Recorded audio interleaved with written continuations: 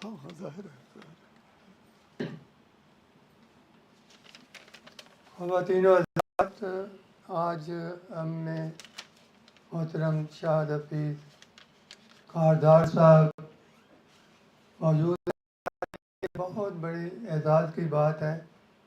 میں سمجھتا ہوں کہ ایسی شخصیت اور ان کا جو موضوع ہے اس پہ وہ آج اظہار خیال کریں گے. یہ کوئی بھی بڑی سے بڑی کوئی ملازمت کا امیدوار اپنے سی وی میں اس لیکچر کو اٹینڈ کرنے کا اندراج کر سکتا ہے بڑی آسانی سے، اور کرتے ہیں لوگ اپنے رچ بنانے کے لیے اپنے سی وی کو. اس طرح کی ہستیوں کے ایسے موضوعات پہ دیے گئے لیکچرز بہت بڑی بات ہوتی ہے ان کے سی وی کا حصہ بنے. تو اس سے آپ اندازہ کر سکتے ہیں کہ اگرچہ بہت زیادہ اچھی بڑی بڑی شخصیتیں اس پلیٹ فارم پہ اظہار خیال کر چکی ہیں، لیکن میں سمجھتا ہوں کہ آج کا دن جو ہے ان سب سے پہ بھاری ہے. اور جیسے محترم خالد محمود صاحب نے کہا کہ ابتدائی میں اتنے اسکالر کا اجتماع جو آج ہم دیکھ رہے ہیں کبھی کم ہوا ہے.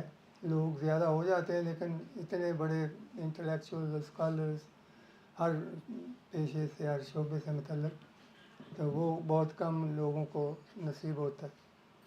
محترم شاہ حفیظ کاردار صاحب جیسے آپ نے دعوت نامے میں بھی دیکھا ہوگا کہ اسٹیٹ بینک آف پاکستان کے گورنر رہے ہیں. وہ ایک ایسا عہدہ ہے کہ جہاں خود مختار اور بہت مضبوط پاکستان بھر میں، اگرچہ عملاً اسے کوئی ناکام بنا دینے والی مخلوقات بھی اگر موجود ہوں تو وہ ہو جاتا ہے معاملہ کسی اور طریقہ، ادروائز سب سے زیادہ بااختیار عہدہ اور مضبوط جو عہدہ ہے یہ گورنر کا اسٹیٹ بینک کے. ہمارے باقی جو گورنر ہیں اس کے تو اختیارات ہوتے ہی بہت کم ہیں، لیکن یہ بااختیار اور مضبوط عہدے پہ کام کرنے کے علاوہ انہوں نے بہت سارے دوسرے فنانس کے عہدوں پہ کام کیا. بین الاقوامی جو ادارے ہیں like bank Asian development bank اور آئی ایم ایف جس کے جو ہمارے روح کو قبض کر رہا ہے اس کے نام سے ہمارے حکمران کانپنے لگتے ہیں، اس جیسے اداروں کے آپ مشیر رہے ہیں اور ان کو مشاورت دیتے رہے ہیں ان سے. اور نیپا اور ایڈمنسٹریٹو کالج اور نیشنل ڈیفنس کالج جیسے ادارے جو ہیں آپ کے لیکچرز کا اعزاز حاصل کرتے رہے ہیں. اور آپ بہت ساری جیسے شوکت خانم فاؤنڈیشن ہے اور دوسرے ایسے ادارے بہت سارے جن کے بورڈ آف گورنرز کے رکن ہیں، اور آپ نے اہم خدمات سر انجام دی ہیں متنوع شعبوں میں، مختلف الگ الگ جن کی ضروری نہیں. تو آپ حفیظ کاردار صاحب جو پہلے ٹیسٹ کرکٹ کیپٹن تھے ہمارے پاکستان کی کرکٹ ٹیم کے غالباً پہلے کیپٹن تھے ٹیم کے، تو ان کے صاحبزادے ہیں. میں حفیظ کاردار صاحب کو ذاتی طور پہ جانتا ہوں. بہت مثبت، بہت اصولوں اور قاعدوں کے پابند اور بڑے اسٹرکٹ اپنے قاعدوں اور قواعد و ضوابط کو اوبے کرنے، اور اپنے ذاتی اخلاقی اصول جو ہیں ان کے معاملے میں اتنا سخت بندہ میں نے نہیں دیکھا. بہت مہربان تھے. میں غریب خانے پہ 5-10 بار ان کو آنے کا موقع ملا اس زمانے میں، لیکن وہ ہم نے دیکھا کہ ان کے پاس بیٹھتے ہوئے اگرچہ بندہ ڈرا سہما ہوا بیٹھا ہوتا ہے میرے جیسا عام آدمی، لیکن یہ کہ ان سے بہت لرن کر رہا کہ پورے نقوش اور پورے جو اثرات آپ کی جناب شاہ حفیظ کاردار صاحب کی شخصیت میں موجود ہیں. اگر حفیظ کاردار صاحب میں ہمارے مہمانوں کو دلچسپی ہو ان سے ان کے بارے میں مجھ سے بہتر گفتگو کوئی تو وہ بھی آپ ضرور کریں سر. وہ بہت اہم ہمارے صوبائی رہے ہیں اور بڑے مؤثر انسان تھے، اور پیپلز پارٹی جیسی بے لگام قسم کی اور بہت جو سرگرم بلکہ جس کے سر کو گرمی چلی رہتی تھی ان کے کارکنوں کو، اس میں انہوں نے بڑے وقار کے ساتھ اپنے اصولوں کے مطابق سیاست کی اور اہم مقام میں رہے. وہ بہت بڑی بات ہے. بڑے حوصلے جگر کی اور کانفیڈنس کی ان میں جو تھی وہ اس کی وجہ سے تھی. تو مجھ سے زیادہ محترم قیوم نظامی صاحب بھی موجود ہیں سر. وہ ان کے اصولوں اور ان کی جو شخصیت تھی، ان کی جو سیاست، اس پہ تو جناب آپ ایک ہی جماعت میں ہوتے تھے. اور اسی لیے میں نے کہا کہ ان کے متعلق وہ بتا سکتے ہیں کیونکہ ان کی جماعت میں تھے. تو قیوم نظامی صاحب کی سیاست سر، میں نے ان سے پہلے اس میں کام کیا ویکو ٹرسٹ پراپرٹی بورڈ میں، یونیورسٹی جاب کے ساتھ کنسلٹنٹ پبلک ریلیشنز کے طور پہ.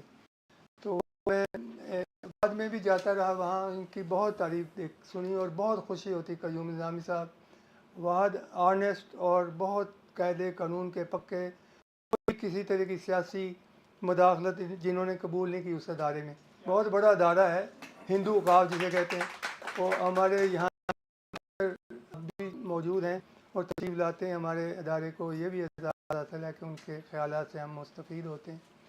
تو لیکن اس کے جتنے لوگ بھی مجھے ملتے رہے، میں وہ ان کی تعریف سارے کرتے رہے کہ وہ اس جیسا دور تو کوئی نہیں ہو سکتا جو قیوم نظامی صاحب کا دور تھا. تو یہ اس طرح ہمارے سامنے جو آج کے ہمارے مہمان ہیں، اتنی زیادہ اسی طرح کے معاملات میں ہم جتنا زیادہ فخر کر سکیں، جنہوں نے باصول اور اپنے قاعدے قانون اور اخلاقیات جو ہیں، اخلاقی ادارے کی اور قاعدے قانون جو ہیں ان کو نہیں چھوڑا اور اس کو چھوڑ دیا جاب کو بھی اگر ضرورت پڑی. تو یہ ہمارے لیے بہت سکون کا، اطمینان کا، خوشی کا باعث ہے.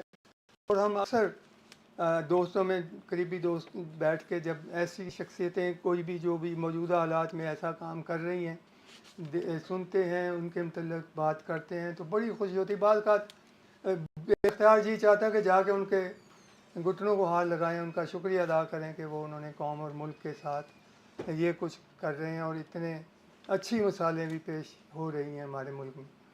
تو آج کا جو موضوع ہے پاکستان کے اقتصادی حالات کی صورتحال، اور مولانا جناب راحت نسیم سودروی صاحب عمرہ کر کے ہیں. آپ کچھ کہنا چاہ رہے تھے سر؟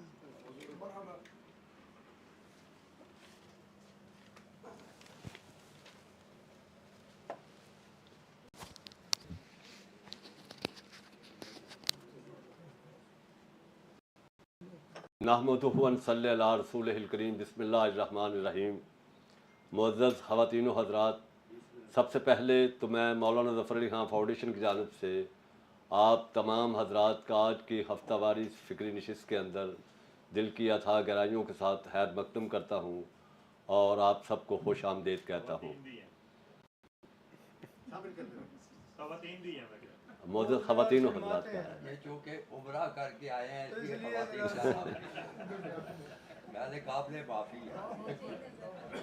مولانا ظفر علی خان فاؤنڈیشن بنیادی طور پر تحریک پاکستان کے ممتاز رہنما، نامور ادیب، صحافی، شاعر، قادر الکلام شخصیت اور ایک صاحب مسلمان ان کی یاد کے اندر قائم ادارہ ہے جس کا مقصد مولانا ظفر علی خان کی فکر اور افکار کو عام کرنا اور اس کی روشنی کے اندر نوجوان نسل کی رہنمائی کرنا ہے.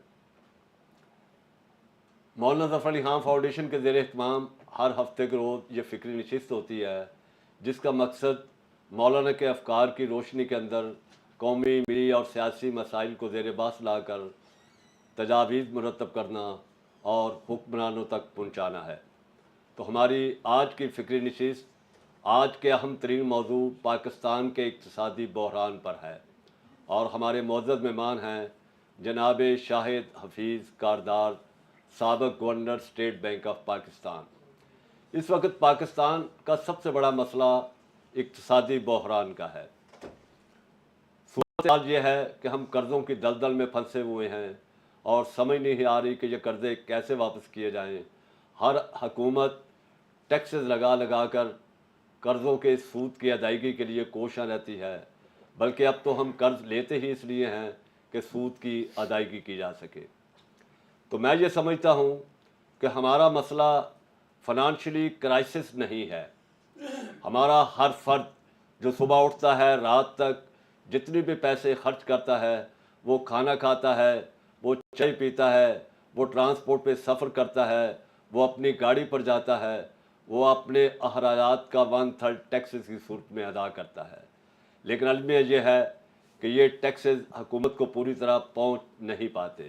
تو اصل بحران فنانشلی جو ہے وہ ٹیکسز کا نہیں، وہ مالیاتی نہیں، بلکہ ایڈمنسٹریٹو ہے اور حکمرانوں کا ویژنری مسئلہ ہے۔ تو بہرحال آج کے ہمارے معزز مہمان جو اس موضوع کے اندر اتھارٹی رکھتے ہیں، جن کے اس کے اوپر ڈان جیسے اخبار کے اندر تجزیے شائع ہوتے ہیں اور یہ مختلف عالمی مالیاتی اداروں سے بھی وابستہ رہے، انہوں نے سب معاملات کو قریب سے دیکھا، وہ یقیناً اس پر سیر حاصل گفتگو کریں گے۔ تو میں اس کے ساتھ اجازت چاہتا ہوں تاکہ آپ کے اور معزز مہمان کے درمیان زیادہ دیر حائل نہ رہوں۔ بہت شکریہ۔ چلا جاؤ۔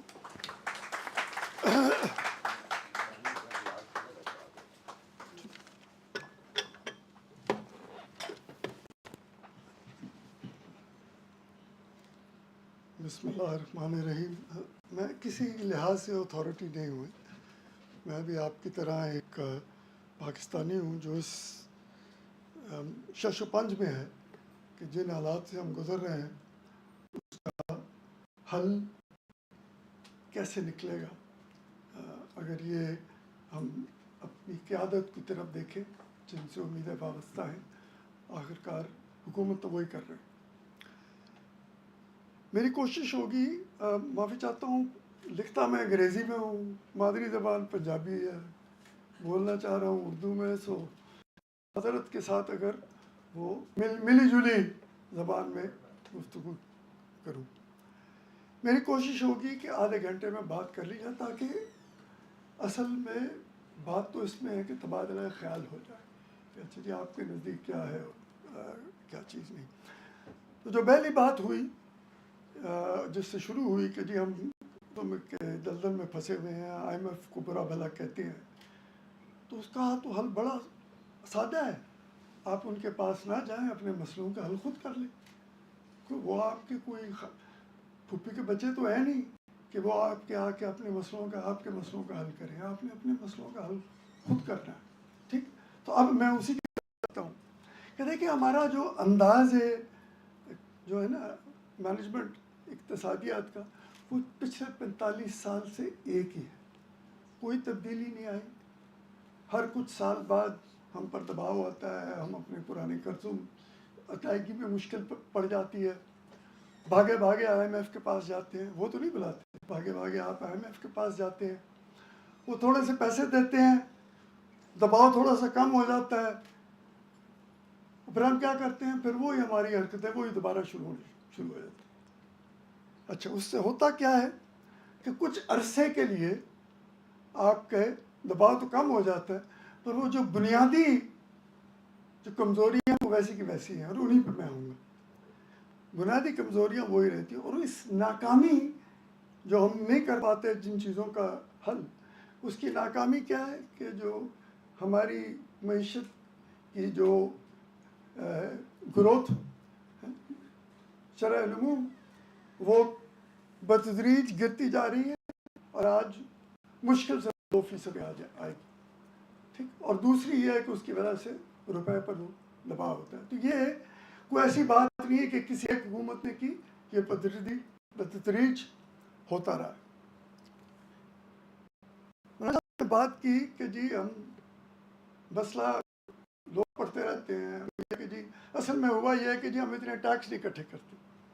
میرے نزدیک سے مسئلہ اخراجات کے حوالے سے، اور میں ان کی 3-4 مثالیں کے بعد میری طرف سے آسانی ہوا کیا ہے۔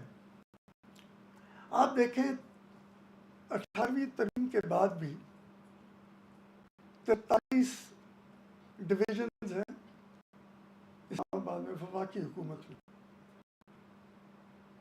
ٹھیک ہے، جس کا مطلب ہے کہ سالانہ 100 ارب روپیہ ان محکموں پہ لگ رہا ہے جو صوبوں کے حوالے کر دیے جانے چاہیے. وہ ان کے کام ادارے نہیں، وہ کام کر رہے ہیں ان کے حوالے کر دیے گئے ہیں 18ویں ترمیم کے تحت. دوسری بات جو اس میں اہم ہے کہ وفاقی حکومت کے 7 اس میں وہ ادارے شامل ہیں جس میں 650,000 ملازم ہیں. جو آپ کو میں یقین سے کہتا ہوں کہ اگر آپ بلو ایریا اسلام آباد میں گاڑی میں بیٹھ کے چلتے جائیں تو آپ کو ایسے اداروں کے نام دیکھنے میں ملیں گے کہ آپ کو سمجھ نہیں آئے یہ ادارہ کرتا کیا. ٹھیک ہے. اور اس کی وجہ سے اور پھر ہم آج پڑھ رہے ہیں کہ جن کچھ ادارے نجی شعبے میں دے دیے جائیں، وہاں پر 5,30,000 ملازم ہیں. میں آپ کو آج بھی کہہ رہا ہوں زیادہ تر یہ ادارے جو ہیں ان کو بند کرنا پڑے گا. یہ نجی شعبہ بھی نہیں کوئی لینے کو تیار ہوگا. یہ ہماری غلط فہمی ہے کہ وہ لے لیں گے. یہ ادارے بند کرنے پڑیں گے. ٹھیک ہے. اور میں یہ کہہ اس لیے رہا ہوں کہ اس وقت پینشن کا بل جو آج بن چکا ہے، اگر سب یہ لوگ ریٹائر ہوتے ہیں تو 25 کھرب روپے 25,000 ارب روپیہ پینشن کا بل ہے وفاقی حکومت کے ملازمین کا اور صوبوں کی ملازمین کا. ٹھیک ہے. اچھا، اب پہلا سوال یہ اٹھے گا کہ یار یہ 43 ڈویژنیں جو ہیں یہ تو کم کر دی جائیں تو بڑا آسان ہے. ہوگا کیوں نہیں؟ اس کی 2 بنیادی وجہ. بیوروکریٹ وہ کہے گا کہ یہ نہ کرو، اس کا مطلب میں سیکرٹری نہیں بن سکتا، پھر جوائنٹ سیکرٹری ریٹائر ہو جاؤں گا. سیاستدان ہے وہ کہہ رہا ہے میں MNA بن کے آئے ہیں، یہ مطلب میں منسٹر.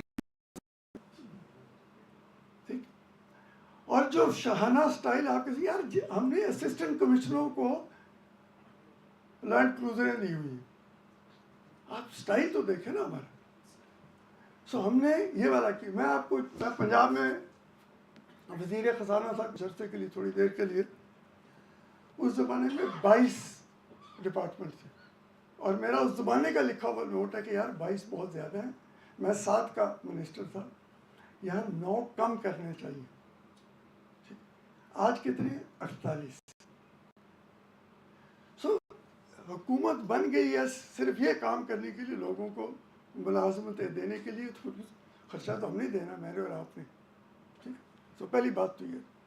دوسرا یہ کہ ہم لوگوں کو باتیں کرتے ہیں کہ جی IMF آ کے ہمیں یہ کہتا ہے اور ہمیں یہ کرتا ہے. اس وقت 1500 پروجیکٹس ہیں وفاقی حکومت کے جن کو ختم کرنے کے لیے 1400 سے زیادہ لگیں گے ان پروجیکٹس کو ختم کرنے کے لیے. اور یہ اس شرط پہ ہے کہ مزید ان میں پروجیکٹس کا اضافہ نہ ہو. ٹھیک ہے. اور اس کا مسئلہ کیا ہے؟ میں آپ کو چھوٹی سی ایک مثال سے دے دیتا ہوں. نیلم جیلم ہائیڈرو پاور پروجیکٹ 2009-10 میں شروع ہوا اور اس وقت جو معاہدہ لکھا گیا ٹھیکیدار کے ساتھ وہ تھا 85 ارب روپے. وہ 2022 میں ختم ہوا. آپ کا کیا خیال ہے کتنا خرچہ آیا ہو؟ 540 ارب روپے. معاہدہ کتنے کا تھا؟ 85. ٹھیک ہے. اور آپ کے سامنے آپ اخبار پڑھیں، جس دن میٹنگ ہوگی آپ کو پتہ چلے گا جی تھوڑا سا خرچہ اور بڑھ گیا ہے، 2 پروجیکٹ اور کا اعلان ہو گیا. یہ نہیں ہو سکتا. یہ IPPs کو جو ہم روتے ہیں اس کے معاہدے کن نے کیے؟ IMF نے کیے تھے، ہم نے کیے. اور اس کی ایک 2 مثالیں پھر دے رہا ہوں تاکہ بات سمجھانے میں آسانی ہو جائے.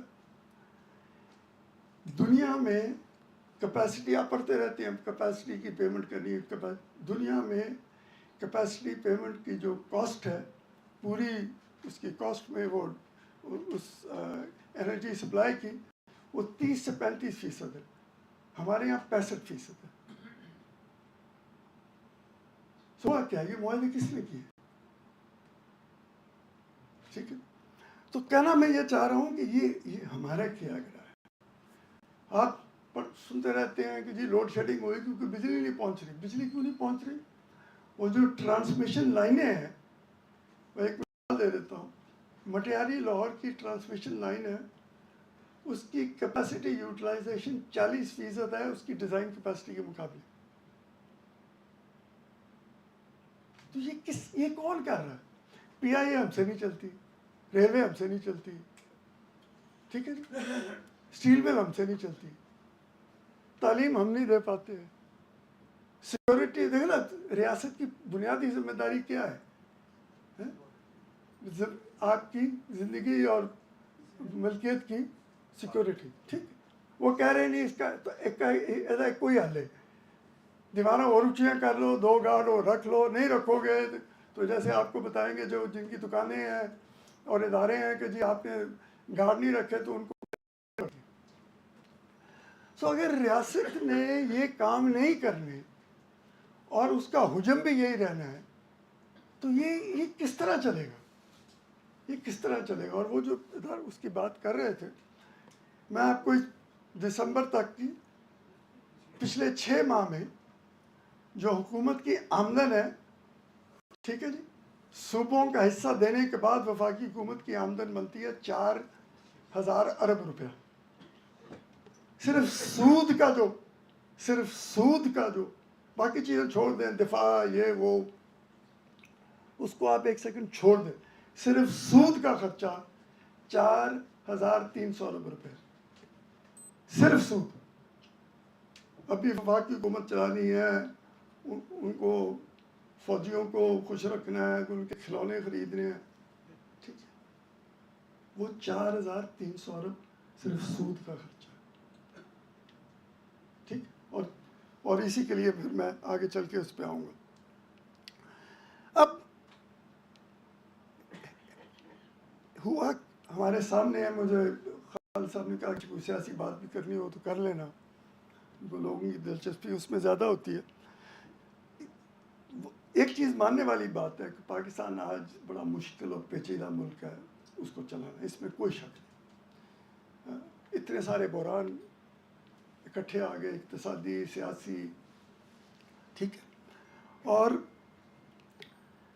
ये बहरानों के लिए हर किस्म के इंटरेस्ट कम्पीट कर रहे हैं, ठीक है ना, कि किसको किस तरह इसको नवाजना है या इसको कैसे खुश रखना है। उसके लिए वो जो लीडरशिप काबिलियत, जो लीडरशिप में क़यादत में काबिलियत चाहिए, वो दुनिया की बेहतरीन लीडरशिप के लिए भी बहुत बड़ा चैलेंज होगा, बहुत बड़ा एक मुकाबला चैलेंज होगा। हमारे यहाँ लीडरशिप की काबिलियत से आप मुझसे बेहतर तकरीर कर सकते हैं। फिर यह हो गया है कि हमारे यहाँ जो ये गैर मुनसिफाना हमने निज़ाम बनाया है कि जी तबकात का, कि जो लोग और जो समाजी और हमने इक़्तिसादी निज़ाम हमारे यहाँ बन चुका है, उसकी वजह से वो जो इलाकाई तफावत है और उसमें जो पंजाब और बाकियों के दरमियान ख़ास तौर पे वो जो सतह है इंफ्रास्ट्रक्चर की और जो मेयार है इंफ्रास्ट्रक्चर का या इक़्तिसादी और समाजी वो जो सर्विसेज है उसकी वजह से भी वो एक बहुत तशनगी पाई जाती है। फिर वो मसला सिक्योरिटी स्टेट वाला, एक तो मैं बड़ी गलत फहमी है कि हम दुनिया हमारे वो वाकई समझते हैं कि we are the centre of the universe. वो बाइडन सुबह उठता होगा और वो कहता होगा जेला जरा देखिए, जियो ने देखी पाकिस्तानी क्यों है। हमें अपनी पता नहीं क्या जोम है, क्या बड़ी हमारी कोई अहमियत है, हमारी कोई आपकी सिर्फ एक न्यूसेंस वैल्यू है कि आपके पास एक बम है। मेरा ख्याल है वो किस दिन उन्होंने कहा यार पढ़ लो जो तुसी कर रहे हो, तो तुसी कर लो, तुसी अपनी तसल्ली कर लो। सो वो ये जो है ना कि फिर आपको पता है आबादी जिस तेज़ी से बढ़ रही है और उनके लिए, उन बच्चों के लिए मौके नहीं मिल रहे, तो वो जो नौजवान तबका है ख़ास तौर पे उनमें जो अब आ गई है बेगानगी, मुतनफ़िर हो चुके हैं, और ख़ास तौर पे छोटे सूबों में जहाँ पे वो लासानी वाले बुनियादों पर भी एक तशलीकी सी है। चौथी चीज़ इस हवाले से भी अहम है कि क्योंकि मैशत उस हिसाब से नहीं बढ़ रही तो मौक़े पैदा नहीं हो रहे, और तालीम का मेयार आप मुझे कुछ बताने की भी ज़रूरत नहीं, पर उसमें एक चीज़ और अहम हुई है कि पिछले 2.5 जो दिहाई हैं उनमें हुआ ये है कि मैशत का ढांचा जो है तब्दील हुआ। तो उसमें आपको नज़र आएगा टेली कम्युनिकेशन, IT, बैंकिंग जिसको हम फाइनेंशियल सेक्टर कहते हैं, ठीक है, गाड़ी बनाने वाले, ऑयल एंड गैस सेक्टर। अब मुश्किल ये है कि इनमें आपको जिस किस्म की महारत चाहिए और जिस किस्म का सरमाया चाहिए, और ख़ास तौर पे जिस किस्म की महारत चाहिए, उसमें जो बेचारा गरीब है जिसको ना आपने तालीम दी है ना किसी किस्म की महारत दी है, वो इसमें हिस्सेदार बन ही नहीं सकता। उसके पास ना वो कोई स्किल है ना वो कोई महारत है कि उसमें वो हिस्सेदार बन सके। सो ये मुआशरा, और फाइनल चीज़ इस पे ये है, और फिर मैं आता हूँ कि आगे चल के क्या बात की जाए। ये जो है मुआशरा इतनी बुरी तरह पोलराइज है इस वक्त, और उसका जो क्या कहना चाहिए अदम एतमाद ख़ास तौर पे इस्लामाबाद पे बहुत ज़्यादा है। ये सिर्फ सूबों वाला ये नहीं है कि सिर्फ सूबों की हद तक है, लोगों का एतमाद वफाकी इदारों से, वफाकी हुकूमत से और इस्लामाबाद से ख़ास तौर पे हो बड़ा। सो मैं ये इसलिए ये बात सारी कर रहा था कि हमारे यहाँ जो भी बहस होती है वो सिर्फ मैं जिसको कहता हूँ ना सिम्टम्स, इलामात पर होती है। तो कहते हैं अच्छा स्टाइल ये है, ये बीमार है, अच्छा यार इन्होंने ब्लड प्रेशर की गोली दे दी। ये ब्लड प्रेशर वाली बात अब ख़त्म हो चुकी है।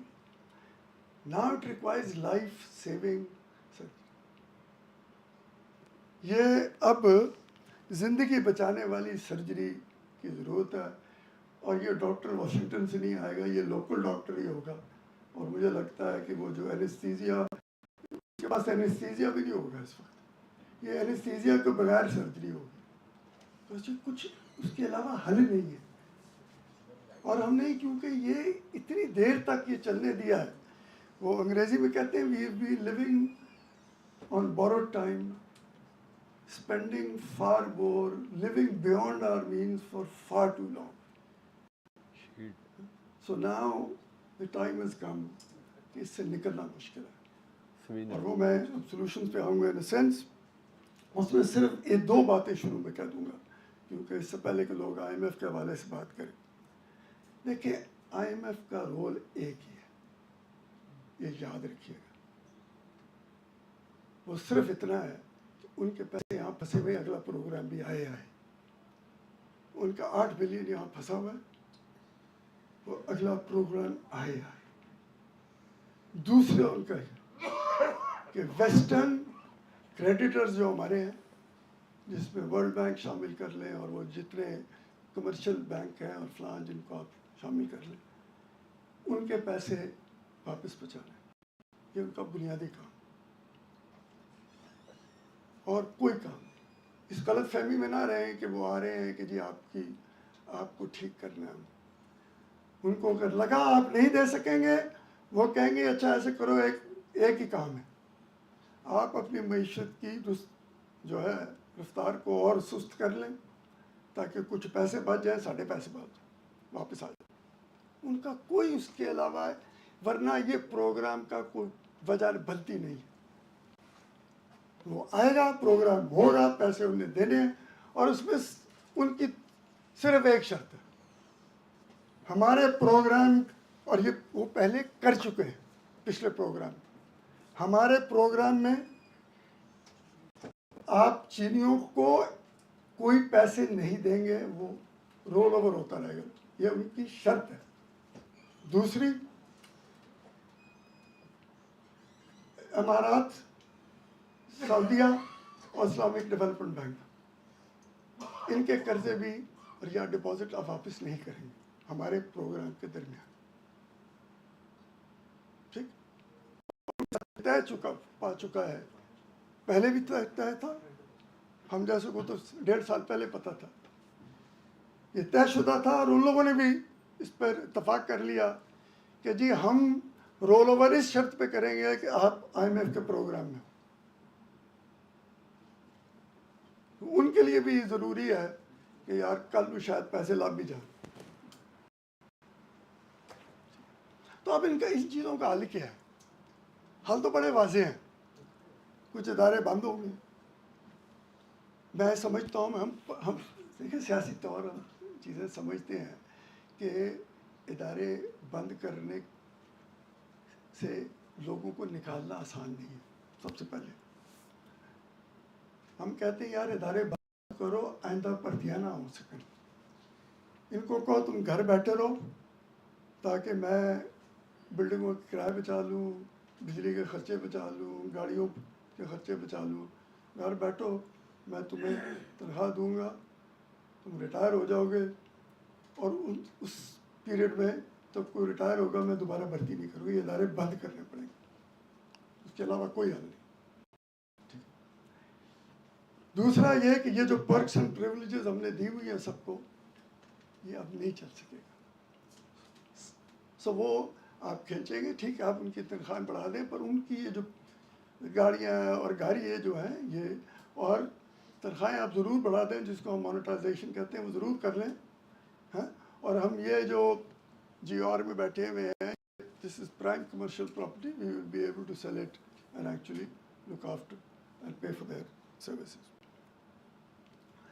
چوتھی چیز یہ ہے کہ دیز, اور میں لمبی بھی نہیں, میں صرف I just want to keep it focus تاکہ بات ہو سکے, ڈسکشن ہو سکے. یہ IPPs ری نیگوشیٹ کرنے پڑیں گے, ہم نہیں دے سکتے. یہ غلط فہمی ہے ہمارا کہ ہم IPPs کے پیسے دے سکتے ہیں.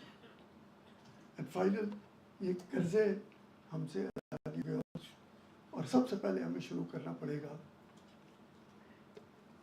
اپنے جو ہم نے روپوں میں قرضے لیے ہوئے, جو ہماری سود کے اس وقت ہم وفاقی حکومت ہر سال سود کی مد میں جو پیسے خرچ کرتی ہے 90% ہے جو روپوں میں لیے ہوئے قرضے. تو وہ جو بینک ہیں جو اس بینکرپٹ بورور کو پیسے دیے جا رہے تھے, they will have to take a hit. اس کے علاوہ کوئی حل نہیں. ٹھیک ہے, it's not going to be easy, we can discuss that, but and the final thing on this is کہ یہ جو بیرونی قرضے ہیں, ٹھیک ہے, میرے جیسا تو کیونکہ فنڈ کو میں کہہ چکا ہوں, ان کو بھی کہہ چکا ہوں, ورلڈ بینک کو بھی, میں نے کہا یار مجھے یہ بتاؤ, تم روز ہمیں سناتے ہو, ہم پر تنقید کرتے ہو کہ یار تم لوگوں نے کوئی اصلاحات نہیں لے کے آئے, تم لوگ ایسے کام چلتے رہے, تم نے کچھ نہیں کیا. بتاؤ, تم یہ دیکھ رہے تھے کہ یہ بگڑا ہوا بچہ ہے, اس نے اپنی حرکتیں تبدیل نہیں کی, پھر بھی دیتے رہے. سو آپ کی جو کوالٹی تھی جانچ پڑتال کی, وہ تو اتنی کمزور تھی, تو آپ پر بھی آپ کو بھی مار پڑنی چاہیے کہ آپ دیتے رہے ہو. آپ اس لیے دے رہے تھے کہ لوگوں کی ترقیاں اس سے اپنے بینک ہے نا, پیسے دے رہا تھا, جس کا نام آیا کہ جناب اس نے یہ پروجیکٹ بنایا یا اس نے فلاں لون بنایا, اس کی ترقیاں ہوئی ہیں, پروموشنیں ہوئی ہیں, دنیا میں ادھر ادھر گئے ہیں. ٹھیک ہے, تو ان کے کریئر پاتھ تو بن گئے سب کے. پر ہم تو یہ بنیادی بات کہہ رہے ہیں کہ بھائی جان آپ نے یہ کس کوالٹی آف ڈیو ڈیلیجنس تھی, اور بینکر بیٹھے ہیں ہمارے, کہ آپ پھر بھی دیے جا رہے تھے اس بچے کو جو ٹوٹلی بگڑا ہوا تھا. تو why shouldn't you also take a hit now. So I am afraid یہ ہٹ ہوگی, اور اس کی وجہ سے اب وہ اگلے اگر اپنی, اور یہ فائنل بات ہے, اپنی ڈیٹ کی, اپنے جو ان نے قرضے دیے ہوئے ان میں کٹوتی کرتے ہیں, تو وہ اس طرح نہیں کریں گے کہ اچھا کوئی گل نہیں, کل تو پھر تسی یہ کام کر لینا. ایسا نہیں ہوگا. وہ اسی شرط پہ ہوگا کہ آئندہ آپ دوبارہ یہ نہ آئے تھوڑا دنوں بعد سر بڑی کوشش کی سی لیکن اور پھر سارا مسئلہ آ گیا. اس دفعہ نہیں ہونے دیں. آپ ان کو ہٹ لینی پڑے گی, لیکن it is not going to be easy for them, and it will take a long time to negotiate. اتنی آسانی سے ہوگا نہیں, اور پھر وہ ان کی شرائط بڑی واضح ہوں گی کہ بھائی جان ਹੁਣ ਤੁਹਾਡੀ ਇਸ ਗਲਤ ਫਹਿਮੀ 'ਚ ਨਾ ਰਹਿਣਾ ਹੈ ਕਿ ਥੋੜ੍ਹੇ ਦਿਨਾਂ ਬਾਅਦ ਕੁਝ ਸਾਲਾਂ ਬਾਅਦ ਫਿਰ ਆ ਜਾਓਗੇ کہ سر بڑی کوشش کی تھی کچھ ہوا نہیں, یہ ہوگا نہیں. So I'm afraid, وہ انگریزی بھی کہتے ہیں the chickens have come home to roost.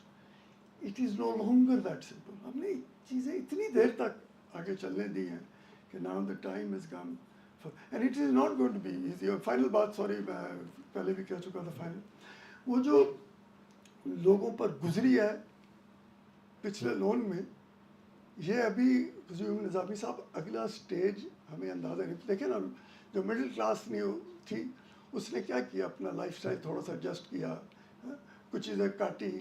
اچھا, جو غریب آدمی تھا وہ اس نے دوسری نوکری لینے کی کوشش کی, دن میں میرا خیال 16 گھنٹے کام کر رہا تھا, سچی بات ہے. اس کے علاوہ یہ بھی کیا, کچھ لوگوں کے پاس آپ کو بھی پتہ ہے کہ چھوٹی موٹی سیونگ پڑی ہوتی ہے, وہ استعمال ہو چکی ہے. اب وہ جس کو میں بفر کہتا ہوں نا, کہ سیونگ ہوگی کہ اگلے پروگرام میں کوئی نہ کوئی ایڈجسٹمنٹ کر لی, وہ ہو بھی نہیں اس دفعہ. سو دا پین ول بی سویئر. اب وہ اصل لیڈرشپ کا, قیادت کا, کہ وہ جو اس درد کو بانٹنا ہے وہ لوگوں کی اور طبقات کی استطاعت کے مطابق وہ بانٹ سکے. یہ جو اس کی درد ہے وہ کر سکیں گے, کرنا چاہیں گے, نہیں کرنا چاہیں گے, آپ مجھ سے بہتر سمجھتے ہیں ان کی قابلیت کو اور ان کی نیتوں کو, آپ مجھ سے بہتر سمجھتے ہیں. I'm happy to take any questions.